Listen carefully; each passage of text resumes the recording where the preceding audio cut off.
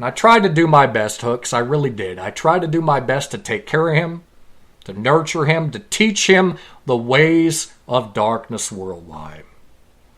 And it turns out that regardless if he was responding to the name William Wolf or responding to the name Billy, he still had the same thick, lunk-headed skull where he just wouldn't listen. He just wouldn't listen.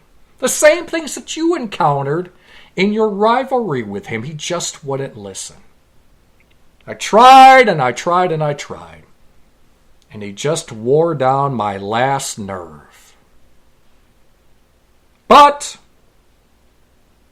I have since apologized for some of my actions to William Wolf, because I realized that although it was kind of his fault that Darkness Worldwide fell apart at FGW, because my attention should have been on the Shauna Reed situation, instead it was on babysitting Billy.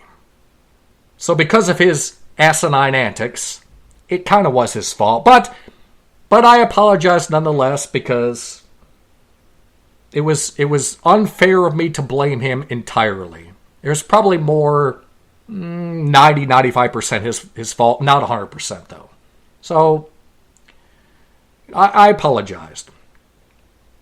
And obviously, because of our issues, because of Billy causing Darkness Worldwide to fall apart, I had no choice. I had no choice but to take matters into my own hands.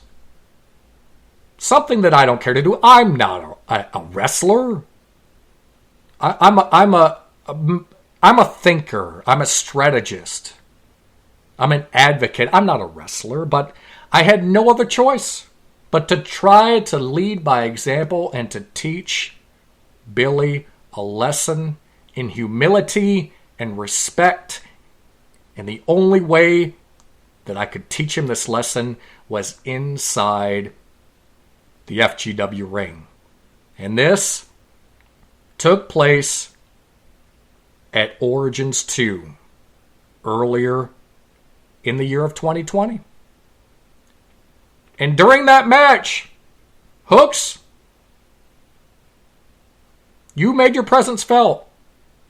Mm-hmm. Again, I really think it boils down to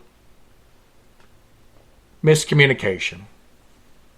When you put the chair to my throat and had me pinned in the corner, I didn't take that personally.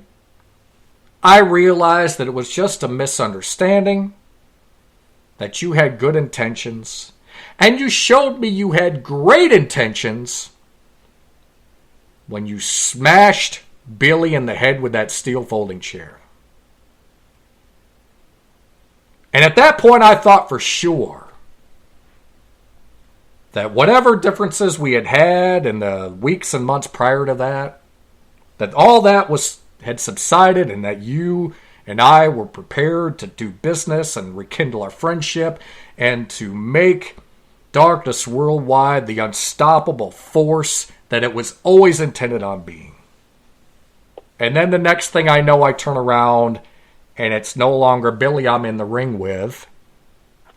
Now I'm in there with a maniacally insane, revitalized and rejuvenated William Wolf. Which, by the way, I never signed a contract to wrestle William Wolf.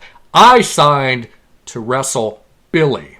And in that 2 out of 3 falls match, I won the first fall against Billy, because I knew that would be a piece of cake. But I never signed to wrestle William Wolf. I'm a lot of things, but stupid is certainly not one of them. So, this is the first time you and I have had an opportunity to talk about this. So I will ask you point blank, why, with all the issues that you've had with William Wolf over the last few years, I'll even say,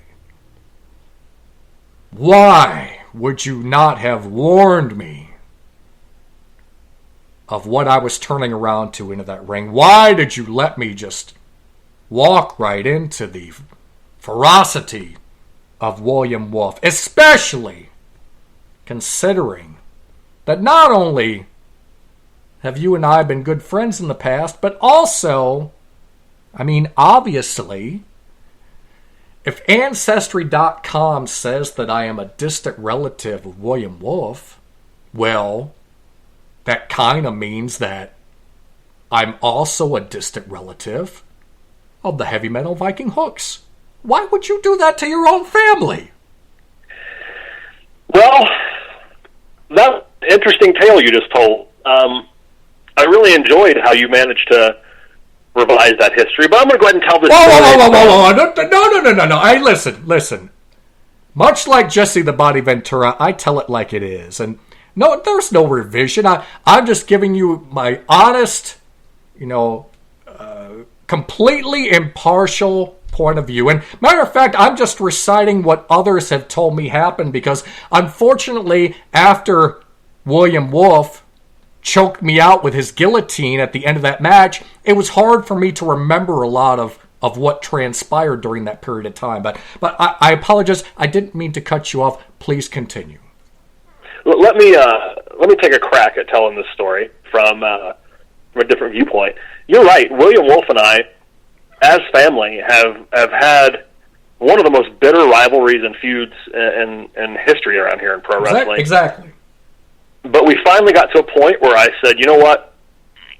He's going to go his way. I'm going to go mine. This is just not good for either of us anymore. The feud was eventually going to end one of our careers. And we had proved, as far as I was concerned, everything there was to prove. So I let him go his way. He let me go mine. That was the end of it. But what I saw was, you claim that none of it was your... I remember a feud happening where you and Amos at one point broke into William Wolf's house. Now, I don't know whose doing that was. It wasn't yours. But I also remember this culminating in the Prophet of Pain, or as I like to call him, the Prophet of Pud, Amos, striking William Wolf in the head with a baseball bat at your direction. Now, this goes beyond pro wrestling. You guys tried to maim and possibly kill William Wolf by hitting him in the head with a baseball bat. Allegedly. Allegedly. Well, there's video evidence, but we can't show that on this podcast. Now, that's been destroyed. Nobody's seen that footage. Nobody's seen hide or hair of that footage. So, at this point, I tried to get into the hospital. I tried to get word on what was happening to my cousin. And at this point, I can fight my cousin all I want. I can put my cousin through tables. Me and my cousin can hit each other with chairs. We can hit each other with light tubes. We can hit each other with barbed wire. But no one outside of my family, and we'll get to that, no one outside of my family is going to put their hands on him. So what I saw was William Wolf mentally incapacitated because of the actions of you and Amos. And then for some reason, which I've still never gotten the story on because it's completely confusing, and she won't talk about it, Shauna Reed was somehow involved with you guys getting him out of the hospital. So week after week, I warned you, let it be. Leave him alone. I tried to remind William Wolf as to who he was, that he wasn't this childlike person, that he was a vicious killer, that he was William Wolf, that he was my cousin Will. Convince him. No matter how much I warned you and how much I warned Amos, you wouldn't leave him alone. You kept taking advantage of him. You kept degrading him. Till finally, I came out during that match at Origins 2 to try and talk sense into William Wolf, and I couldn't get through to him. You think, for whatever reason, that I hit William Wolf in the head with a chair to give you the assist. It was the exact opposite. I realized I'd reached the end of my rope, and there was only time for one more desperate act. And as crazy as it sounds, it was a blow to the head that caused him to turn into that childlike person. And it occurred to me that it was probably a blow to the head was the only thing that was going to fix it. And I was right. And because of me, William Wolf returned. Why didn't I warn you? Because that's exactly what I wanted to happen. And the rest is history.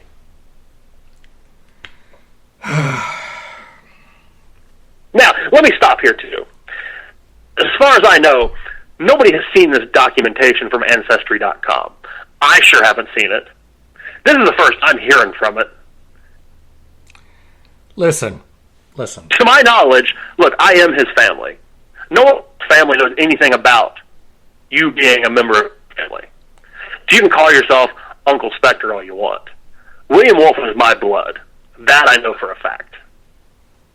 Listen, the paperwork doesn't lie. It was sent to me via FedEx from Ancestry.com. It had all the information. Now, during this particular situation that we find ourselves in globally, I had to move part of the offices of Darkness Worldwide.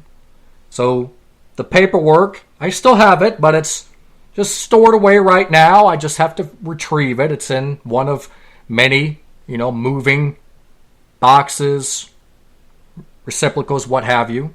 But, trust me, though, it does exist.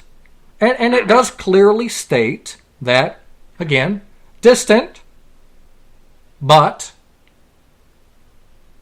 I am a distant relative of William Wolf and yourself. But that's not really that important. The important thing here is, in some ways, Hooks, I'm kind of shocked at the information you just provided me. I mean, the fans, the FGW fans. I mean, we do everything we do for the fans. They absolutely loved Billy. They love Billy. The most popular attraction for quite some time on each and every edition of Friday Night Fury and on the Shockwave YouTube TV tapings was the appearance of Billy. And I helped to make sure that the fans of FGW had many, many memorable moments produced by their favorite star, Billy. And honestly, I'm kind of shocked that you took that away from them. You took Billy away from them. I remember one night standing in the lobby of the FGW arena during intermission, and I was having a conversation with several fans out there because I am a man of the people and love to go out and talk to the fans. And I had a fan say to me, Hooks, you need to help Billy remember who he is. And I said, I'm trying. And I said, I'm kind of surprised. I thought you guys loved Billy.